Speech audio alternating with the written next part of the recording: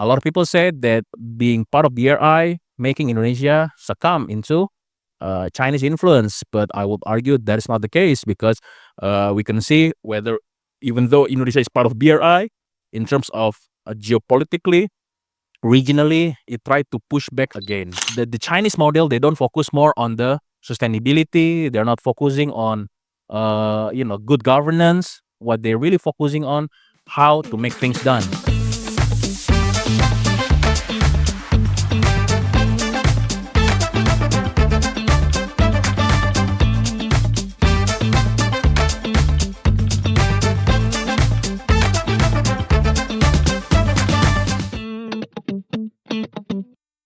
Yeah, thank you, Pak Faisal Karim, for your interesting presentation about your new published book.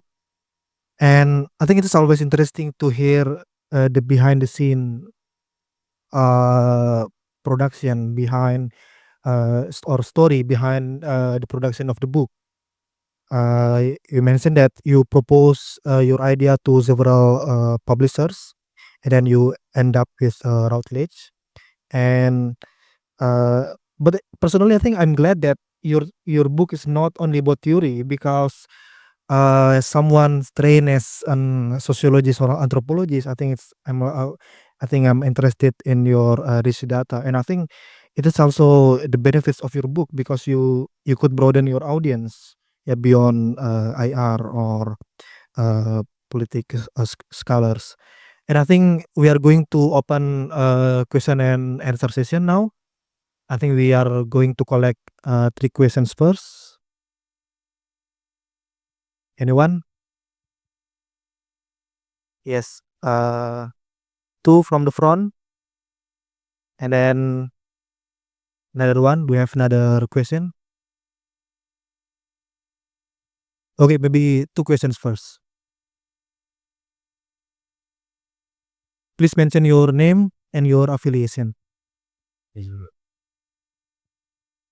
Thank you for the opportunity. Hello, Mr. Faisal. My name is Izul.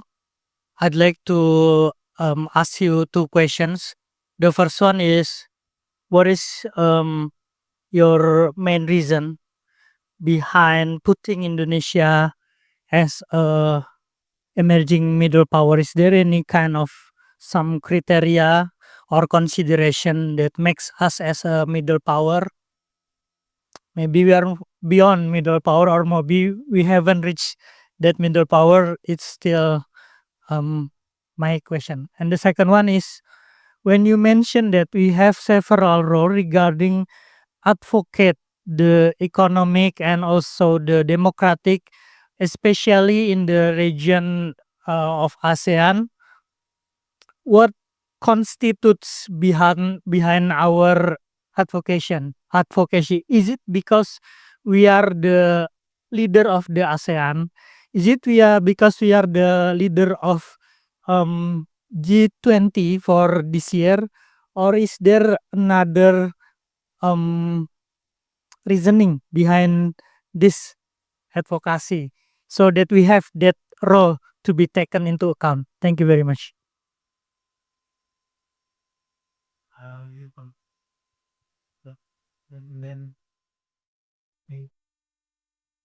Thank you.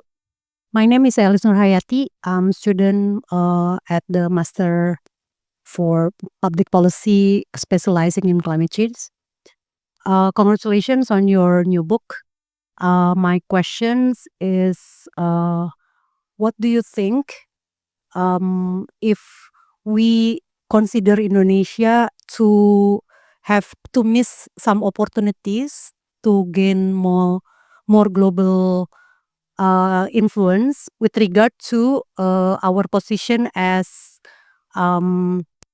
emerging economy? You said middle power, ya. As you know, in the climate change realm, Indonesia considered as among the biggest emitter of carbon dioxide, greenhouse gas emission.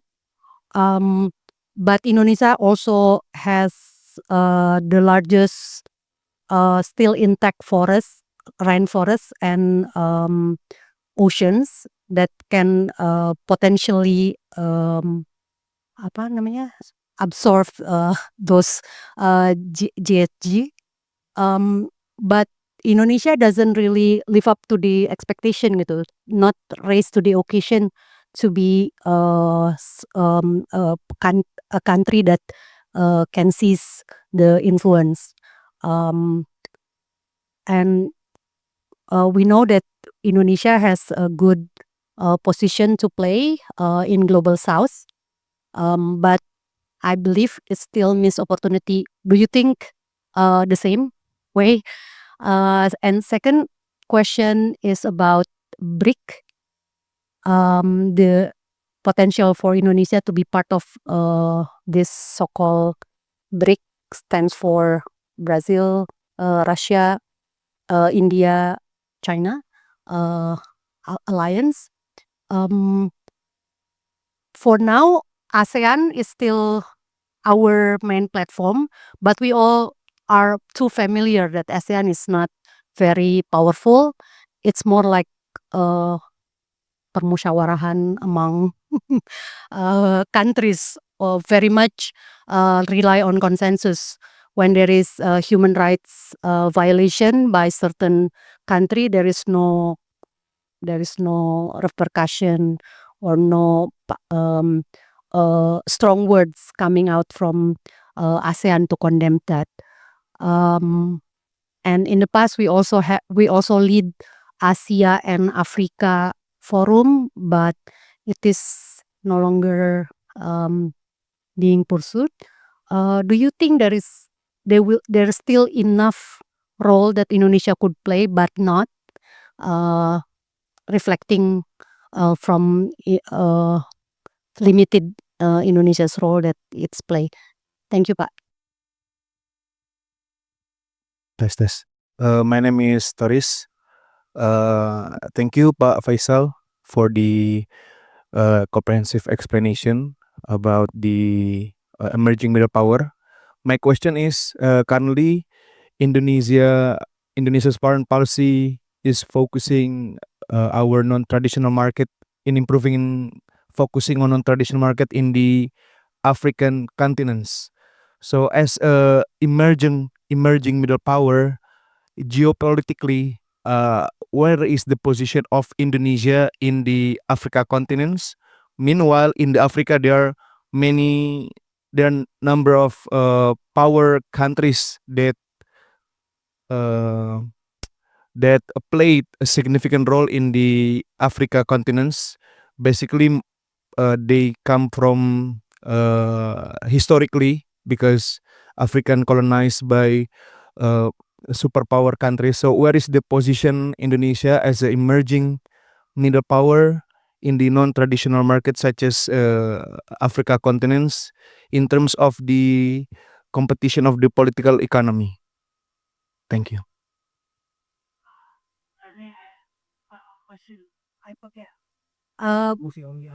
Ya, ini Pak, BRI, the Belt Road Initiative, how Indonesia in the geopolitics again position, because both the superpowers right now, US or China, vying for Indonesia's support. How can we capitalize on that competing power, and how we capitalize it into optimum benefit of our country? Makasih. Okay, thank you. Yeah, we have got 3 persons who asked 6 questions. Question. Did you manage to I remember? managed to. Okay. Yeah, please, Okay. Pak. It's gonna be a short answer, yeah, for each. Probably we can discuss afterward due to time limit. Pak Izul, what is the main reason for Indonesia to be a middle power? So as I said earlier, probably in the book as well, I define 3 concepts of how a country can be a middle power. First, it's objective assessment. Usually, it's going to focus on GDP, yeah, military, the population, as well as the size of its economy. relative to others. Yeah, so in that sense, a lot of countries can be seen as a middle power, right, including Indonesia. But that kind of an objective assessment is not enough. Secondly, you need to act as if you are a middle power. And what is a definition of middle power? Usually focusing on a good international citizenship. To some extent, you provide a kind of a public goods. Of course, it's not going to be a security guarantee like in the US, because US, obviously, the reason why it can be seen as a superpower because it provides a guarantee of security, so public goods in that sense. But for middle power, it not specifically needs to have a security guarantee. It could be anything. For instance, Australia provide more, particularly in public goods, in a specific issue. So you need to have that kind of international good citizenry. In the case of Indonesia, we have ASEAN as a way to focus more in showing our public goods, right? Regional public goods. Yeah. Thirdly, of course, some countries provide a public goods. Yeah, Qatar, for instance, to some extent, provide a public goods in the Middle East. But thirdly, and this is the most important, is that whether the country identify itself as a middle power. So having said that, this needs to be fulfilled. Yeah, the objective assessment, whether it behave like a middle power, and whether the documents shows that they consider themselves a middle power. In 2013, in RPJMN, yeah, as well as in Indonesian foreign policy blueprint, there is a notion of middle power come from there. So in that sense, we consider as a middle power. Even before that, just like you said, yeah, we are not middle power. Yeah, we are great country, yeah, great power, right? We are that obviously, but as a concept, somehow Ministry of Foreign Affairs embracing the notion of middle power. So in that sense, we can argue that Indonesia is a middle power. And secondly, you discuss about advocate of democratic in the region. Yeah, what is the reason? Obviously, the change in our own democratic transition in 1998 allow Indonesia to focus more on being a democratic countries. And under under SBY administration, it has becomes our own identity. This is the polemic. I don't identify democratic norms as our identity, but in Indonesian blueprint, it always said we are a democratic country. We are a Muslim majority and a democratic country. That's kind of it always, wherever Hasan Wirayuda went to UN General Assembly, you can always find Indonesia is a democratic country. That's the reason why I try to challenge the notion that this is not Indonesian identity. It's more Indonesia role conception. That's why in the conceptual framework, I spent like a 15 pages to create a differentiation between identity and roles. Even people may not understand the differences, right? People say, "Oh, I'm a father. Is my role a father, or is my identity as a father?" The same goes with the state. Is democratic advocate of democracy is my roles, or is it my identity? So I spent like almost one chapter to discuss that is not the case. In the case of democracy promotion, it is Indonesia role conception. There is a strategy in that. We want to be seen as someone who promote democracy, but we don't really think, or probably we think that, but we don't. I don't think Indonesia is a democratic identity, something like that. But you can read the chapter 4 for them. So that is the second question. Ibu Elise, yeah, I think you're right in terms of climate change. A lot of people, there's an expectation Indonesia can be seen as a middle power, or as someone who can do more, right? That is the reason why in 2009 during the G20 in Pittsburgh, somehow Susilo Bambang said that we're gonna decrease our CO emissions like half in 2040. But somehow in Paris Agreement in 2016, yeah, it Jokowi even said that, at the end of the day, Paris Agreement focus on NDC, ya Bu, ya, national determined contribution. So everyone can state whatever objective they want. Yeah, some country, they just need to change a little bit. but others, including Indonesia, somehow we pledge in 2060, yeah, we will have zero emission, even though now it's being revised in 2017, and nobody knows which one, 2070, 2060, or 2050. But nevertheless, it's a very bold statement by Widodo. I don't know who said that, or who memisik, yeah, as the mastermind of this. But nevertheless, it provide more. I think I have a paper coming in regarding this. I think there are three issue, Bu. First is more about how Indonesia try to conceptualize climate change as a way to get benefit, some material benefit. So that is the first one. The second one, it provide more uh, a guideline for domestic issues. So this is how Indonesia works. It always try to set up at international norms in hoping that domestically it will follow the international norm, because we cannot change the domestic policy. What we can do is always rely on the international agenda, and then using such international agenda to push a reform at the domestic level, right? So that probably my answer for your question. We can discuss about it later on. About BRICS, I agree with you. BRIC is kind of an alliances to some extent. Is alliances of there are two kind of states conceptually in IR. First, a revisionist state, and second is a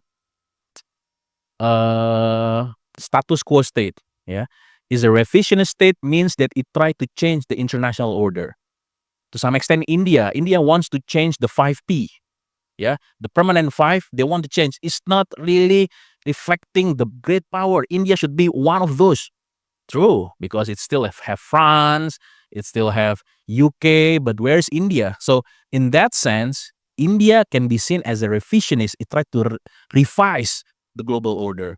The same goes with Brazil. Brazil wants to change the 5P as well. China, obviously, it even tried to change the liberal order. So a lot of people see BRICS as an alliance of a revisionist state. Is Indonesia a revisionist state? Do Indonesia wants to be part of 5P? Well, it would love to, but there is no pressure to do that. I mean, in the UN, we want to reform UN, yeah, but we never try to revise it. So the concept that we use is always reforming. We try to reform G20. Having a G20 is enough because it reflects 80% of the global economy instead of G7, right, or G8 back then. So in that sense, I think Indonesia always tried to position itself not more a revisionist, but more a status quo, but with a sense of focusing on the global South agenda. So why Indonesia is not part of BRICS?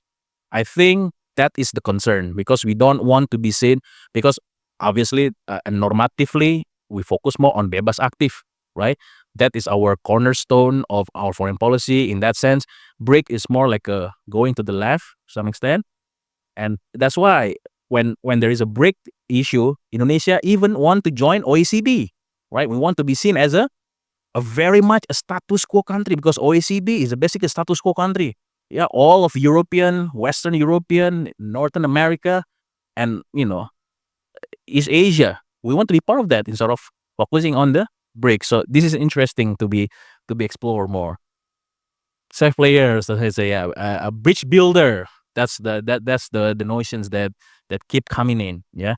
As for BRI, you're right. Indonesia part of the BRI, part of one of the 50 countries, part of the BRI, and I think a lot of people said that being part of BRI making Indonesia succumb into Chinese influence, but I would argue that is not the case, because we can see whether, even though Indonesia is part of BRI, in terms of geopolitically, regionally, it tried to push back again. I'm not going to go into detail, Bu Elis, but I think we can capitalize it, but with a very strong notes to some extent. Otherwise, we're gonna be part, like a death trap, like the way how Sri Lanka and many African countries be, right? Because the way BRI works is that it always try to do an elite capture. Yeah, the Chinese model, they don't focus more on the sustainability. They're not focusing on good governance. What they're really focusing on, how to make things done, right? And doing so, sometimes they use what we call as an elite capture, capturing elite, by having a ties with oligarch and so on and so forth, or probably increase the chronic capitalism. A lot of a model differently in Turkey. A BRI cooperation creates a chronic capitalism. In Sri Lanka, it creates a corruption. Yeah, in Africa, it provides a network of bureaucratic link between China investment and also local bureaucrats. So different type of model happening, but bottom line, they always try to do an elite capture. So this is also the thing that might worry us as a country. Last but not least, I think Toris, yeah. What is the role of Indonesia in Africa? I think this is also one of the least explore aspect of Indonesian foreign policy, because as I said earlier, my book focus on the regional level and also global level. I focus on the institutional uh, case, right? How Indonesia behave in WTO. Of course, it interact with African countries through group of 55 or group of G70, right? We create kind of our own G20 in terms of agriculture.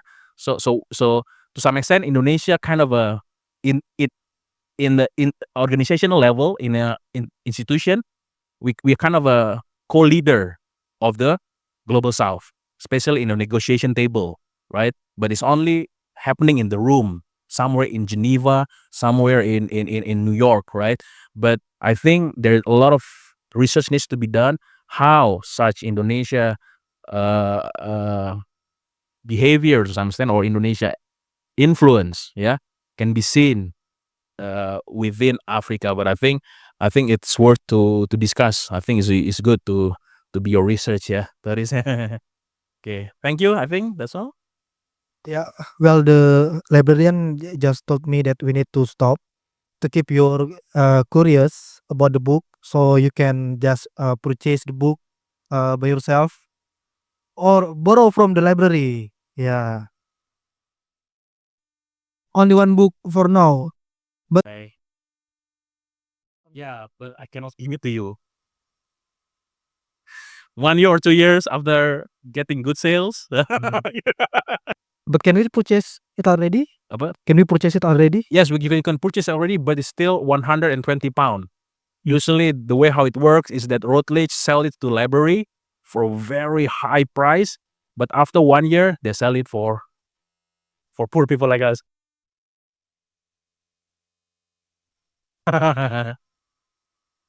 Care to be read lah. Yeah. Yeah, but if no one buy, I cannot publish with Routledge anymore. Yeah, to be read and to be cited, especially by the students.